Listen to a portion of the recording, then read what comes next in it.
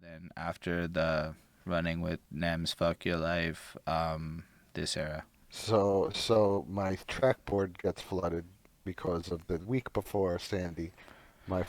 I live in the basement, so this is right after. Hurricane Sandy in Yeah, New but York. right no, the week before Irene, excuse me, so it's like A 2011. week before Hurricane This is Irene. before I start school, and fucking my track board gets. I'm watching. I'm sitting. I'm sitting on my bed, looking up at a screen, and have headphones on, watching Planet of the Apes, and I see my fucking garbage can float by, and I'm like, what the fuck? I stand up. I'm like around a whole pool of water, and my track board's under my bed. 140 Oh, songs. Goodbye. Wow. uh, Yeah. So That after that, that's when I went to school and restarted working with like Dama had her shit recorded still of my shit. You know what I'm saying? Because she was going to studios to record it, so she has stuff out with me a long time ago. But I was going into working with my boy MGs and still working with Dama and still working with the FY Aliens and all of that and still making music. And that's when I started school. So so you had a RZA moment, and that evolved your life. yeah. Yep, that shit. I mean, I still had all the beats, like I said, but all the lyrics and everything that we recorded. Goodbye. That's serious, damn, stills. son. So like after, so then you go to the school phase where we talked about how you were in like the one location that was kind of older, you could smoke joints and shit, and then the next location that was more fancy and gave you the Yeah, experience. yeah. Well, I like the first one much better because obviously we were doing like we were taking shrooms and shit. We were having mad fun because it was a musical experience. Like when there'd be a certain amount of time, you would have to clock in each month in the studio doing whatever the fuck you wanted. You can do whatever you want, but you just could gotta be there doing shit.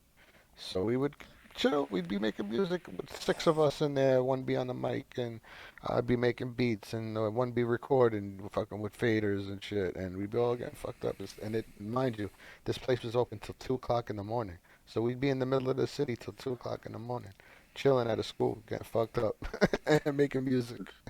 It was a great time, like you know what I mean. And we would pass it with all of It our was a cousins. great time had by all. Yeah, Yo, that's a and our soupies. legend. Shouts to legend. And our soupies were cool. Our CL. soupies were our teachers.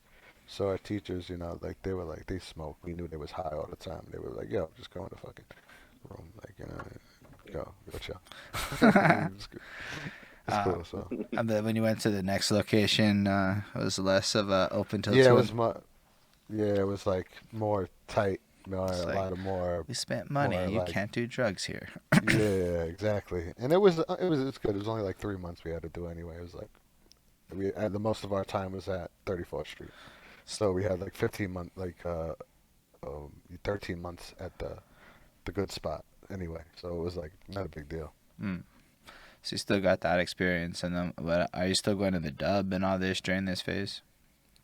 Yeah, here and there because like if one of my one of the people I knew was in a challenge or something or performing each night, I wasn't showing up every week, but as much as I could, yeah, I'd definitely go to the dub. There's times I've went to the dub, different time spans, yeah, for sure.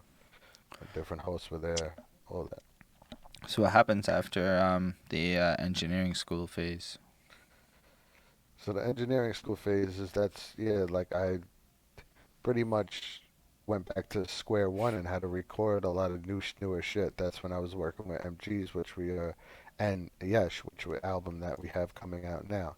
So I after the whole school thing and I learned how to start in the mix and stuff. Even though we were getting it mixed by somebody else, I started mixing MGs and stuff, and we got Yesh's whole thing recorded through that whole time, which is Yesh the Poe D is one of the artists I'm working with. Is from We Be Foolish from Brighton Beach, Brooklyn.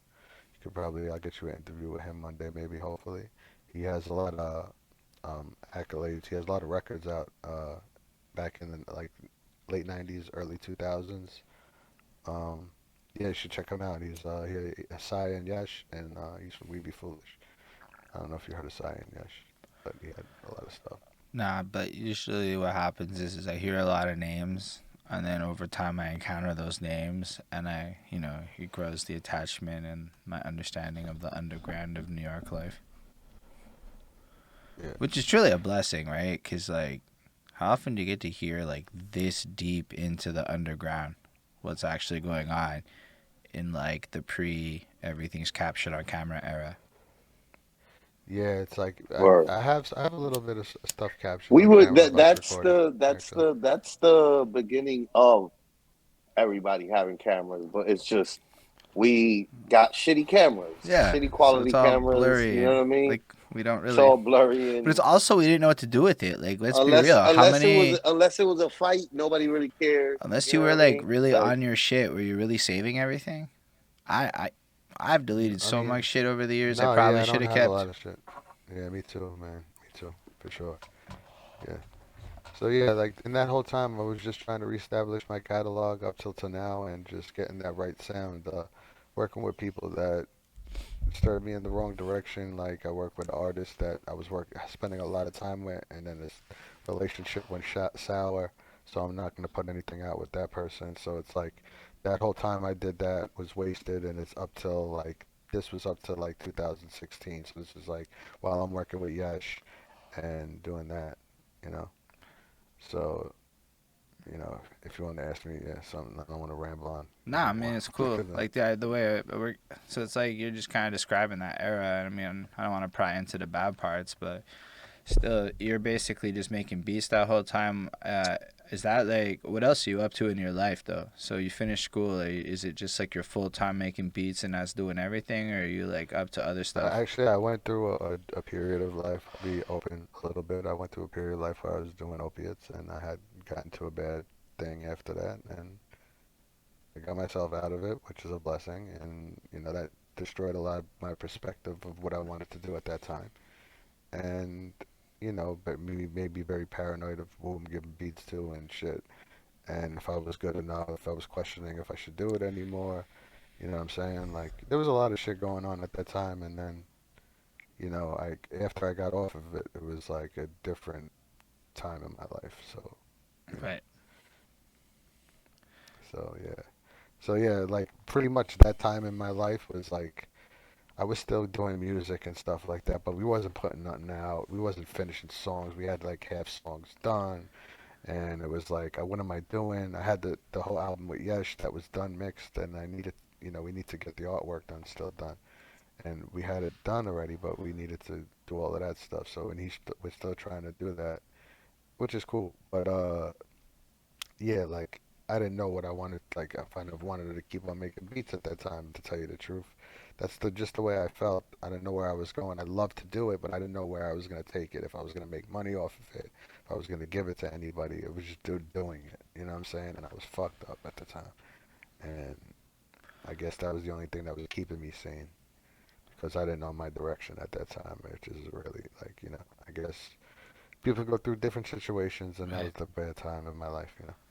I mean, congratulations for getting clean and getting past that, because that in itself is a huge victory. And Yeah, for sure. so I guess after that phase happens, are you We like start the beat challenge. We go into the beat challenge after this, pretty much. That's like, I mean, that's a couple of years after, so I'm still making beats and like, messing with, working with my people, but I'm getting into like working a regular job now, so I'm not doing as much music. And then that's when I mentioned the idea to Dama when the Zoom popped off. I was like, yo, I was watching Chopped. I was like, yo, I got an idea. There's rounds. There's three ingredients. Let's get three ingredients of the samples, put them together against six producers, have a couple of rounds, have it judged. Boom, we got a challenge. And there came the beat challenge. So you know that was that's a blessing. That's still going on. so? That's seasons, right? Or how does that work? Yeah, so we're in season two right now, or episode 4 or 5. I'm not sure exactly, but I have it written down. Should in Discord. But yeah, we're gonna be restarting that March 11th, and we have next week, next Friday, which is at 9 p.m. We have the scrimmage, which any producer could come. So if you have any producers that would like, we have a Discord. If you want to join it, you're more than welcome. Where we have samples that we give out each week. You can do whatever you please to them. It's no challenge. Just come show off whatever you made with them. No rules. And come have fun and show what we got. And we just bullshit and chill. And then season 2 is when the challenge happens. So we could go through the challenge rules and all of that if you want. Yeah. I mean, this is your show. We should tell the people what it is, because what if producers be watching this and then they want to understand how to get more involved, what it All is. right, so basically, we have 6 producers that compete with 3 samples. One sample is a song sample, pretty much, of maybe an oldie, maybe a classical, maybe whatever we want. Another sample is a dialogue sample from a movie. It could be from an acapella. It could be whatever. And then the third sample is a weird sound, which could be a car motor running or a shovel digging up dirt, something like that. You know what I'm saying? So all these producers are given these 3 samples. They're to chop, which is in sense, what chop means in layman's terms for people that don't understand producing, is that they cannot loop a section of the beat. So what they have to do is take pieces of per, little pieces of per said sample and make a beat out of them while using the dialogue and the weird sound, incorporate the weird sound. Now, when they do this, they get judged by 3 judges, and the best on their creativity, which is up to 5, song ability, which is up to 5, present presentation is what is up to 5, and bop is up to 5. So you could get a 20 altogether from each judge if you get the perfect score, which is a 60 in the first round. So after that, if you want me to continue, would you like me to Yo, continue? keep running it. Yeah. Yeah. All right. You get judged in front of everybody, and whatever Nuns is a constant judge that we use, so he's That's usually Nunzio. the sense Nunzio, and shout out to Nuns and Dama and Steve Almighty who keeps these shows going. So they express why they give the score that they did to each producer, and after we listen to their beats, and whoever has the best score out of the 6, the 2 best scores go to the second round. We add another sample and a BPM, and they get 45 minutes away from us while we go through other people who didn't make it to the second round's beats. So whoever didn't make it, you're always suggested to make 2 beats, because if you move on to the second round, you could tweak that beat to the BPMs it might come out to and use that additional sample in it. So whoever didn't make it will use those beats to play while those other contestants are away for 30 minutes, I'm sorry, to making that second round beat. Now, when they come back for the second round, they get judged again, same way, and whoever wins, whoever got the best score wins, $50 prize. And then at the end of the season, we're doing this shit like NASCAR with all the points added up. Whoever's on top, we have a certain prize for them, and it's going to be a bigger prize. So all you producers out there, yeah, Hit them up.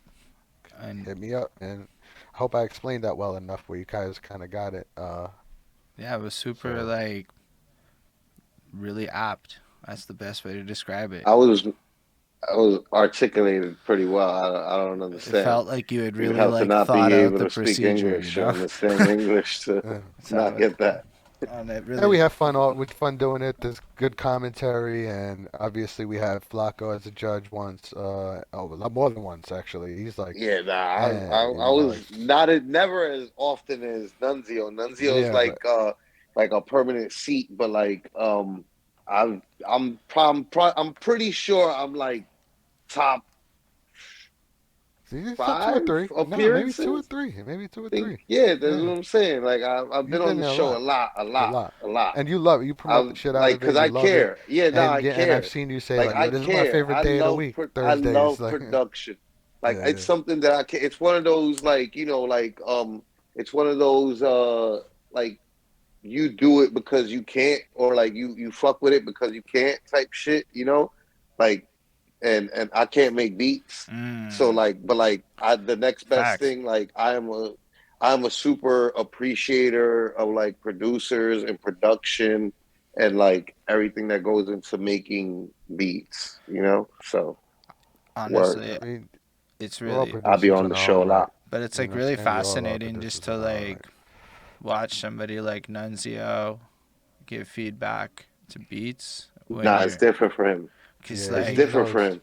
he be because he like knows an what he's listening educator for. with it. He be like, nah, B, I know that nobody knows what I fucking mean, and he just takes it from that point of view, and it makes it so clear. And like, I like how like people really take it serious in it. Like everybody like really treats it with a lot of respect, and the beats are wild. Like you don't listen to that show and hear bad beats. You might not every beat's Nah, gonna nah, win. what? Everybody be like bringing some game in. I haven't listened to a And lot I've of them, but judged, I've and it's seen a few hard. of them, and I really enjoyed it. I've judged, and it's hard. I don't want to do that no more because it's so It's hard, stiff dude. competition, yo. Yeah. Yeah, nah, I like I don't necessarily like enjoy the. Then on top of that, like I got to keep score because like I don't want to break the rules. Like at the beginning, I would break the rules and be like, fuck I your like this system. verse and this one. Yeah, But I was watching Big Ox try to keep score, and it was not his favorite part of judging because it's like, and he took it serious. He's like, least okay, favorite part. bop, Yeah, take it 4 on serious. 5. Yo, it's hard, especially I was doing it while I was hosting one night, and I was like, "Holy shit, what the fuck? Why did I agree to do this?" I'm like Yeah, playing like, "Yo, that shit was crazy." Uh, yeah, but it's a fun thing to do. Joe, we're gonna have cool judges like some producers that are more well known pull up as judges. Hopefully, we got in touch with a few other heads, so that'll be dope too. And we got some dope producers that are in the part of the Discord, and we're gonna be continuing that. Like I said, the next Friday, and this Friday's Free O Dub, by the way. If you don't know what Free O Dub is, it's a freestyle show. I play the beats. It's just a rehearsal show this Friday, but we got the real show jumping off March 4th. Um, and that's hosted by Zoo and CF, which was a guest, if I'm not mistaken, on your show, correct? Both of them, Yeah, or they've CF? both been on the both. show. Yeah, Yes. they both been on the show. Yeah, Yeah, shout out to them, and yeah, we're gonna have fun doing that as well. And we got a whole new setup for that. Excuse me. Um, we have a whole new setup for that with the restream, so we have a whole new overlay, comments from YouTube and the Twitch and all of that popping up on screen. Mm. It's gonna be dope. It's a new host, new setup. Looking forward to it.